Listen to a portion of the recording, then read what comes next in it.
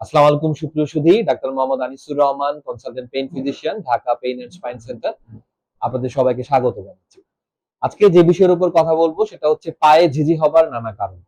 আমাদের অনেকেরই মাঝে মাঝে হোক বা ঘন ঘন হোক পায়ে ঝিঝি হয়।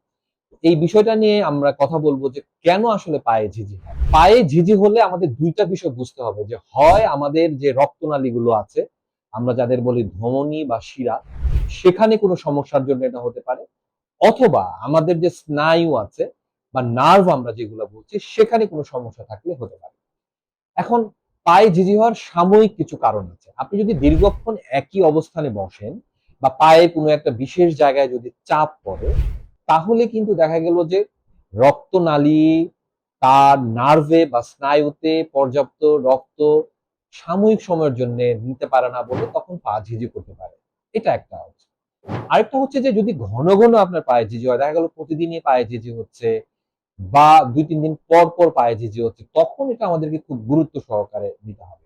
সেক্ষেত্রে যে কয়েকটি কারণ, একটা হতে পারে যে কারো যদি ডায়াবেটিস থাকে, বিশেষ করে অনিয়ন্ত্রিত ডায়াবেটিস থাকে, তাহলে পা ঝিঝি হতে পারে এবং এটা ২ পায়ে ঝিঝি হবে।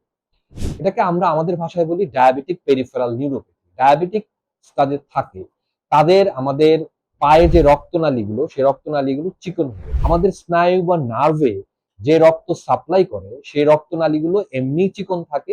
ডায়াবেটিস হওয়ার কারণে রক্তনালীগুলো আরো চিকন হয়, যার ফলে স্নায়ু পর্যাপ্ত রক্ত চলাচল পায় না, যার ফলে ঝিঝি করে। এটাকে বলা হয় diabetic peripheral neuropathy. Peripheral neuropathy other than diabetes, অর্থাৎ ডায়াবেটিস ছাড়া অন্যান্য কারণে, বিশেষ করে কোনো ভিটামিনের deficiency, vitamin B 1, B 12, B 6, এই সমস্ত ভিটামিনের ডেফিসিয়েন্সির জন্য কিন্তু পা ঝিঝি করতে পারে। তো এই সমস্ত ভিটামিন ডেফিসিয়েন্সি, নিউট্রিশনাল ঘাটতি বা আমাদের খাবার দাবারে যদি ঘাটতি হয় সেটার জন্য হতে পারে।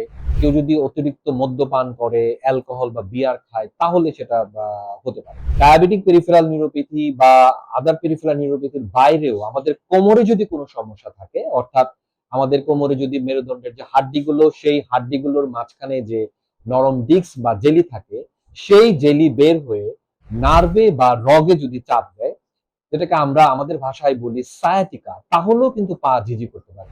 সেক্ষেত্রে প্রথম যে কারণটা, সেটাকে আমরা বলতে পারি প্রলাপস লাম্বার ইন্টারভার্টিব্রাল ডিস্ক বা পিএলআইডি।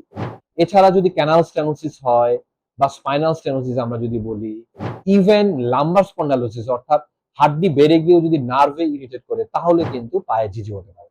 তো সুপ্রিয় সুধী, আজকে পায়ে ঝিঝি হওয়ার নানা কারণ নিয়ে কথা বললাম।